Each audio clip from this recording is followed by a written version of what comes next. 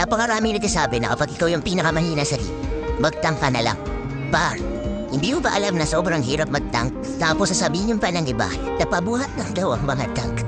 Ipapaliwanag ko sa'yo kung ano trabaho ng isang tank. Ang tank at support par, sila ang nagdadala ng flow ng laro. Sabi nga diba, walang magiging malakas na coach kung hindi magaling ang tank at support. Trabaho na kayo mag-zone, mag-check push, mag-invade at magbigay ng set at shot call. Isip niyan, dapat timing talaga. Kasi kapag pumasok siya, alam niya na mayroong follow-up sa mga set. Ang mindset ng mga tankers, isip namin, paning pin bubble, mapoprotektahan at makakapagbigay ng magandang pick-off. Para lumas, ang pinaka. Kaya naman ba, kung may kakampi ka, eto, alam mong ginagawa ang lahat para ipanalo ang laro. Ito yung pinakamagandang gawin mo para hindi mawala ng gana yung tank sa'yo.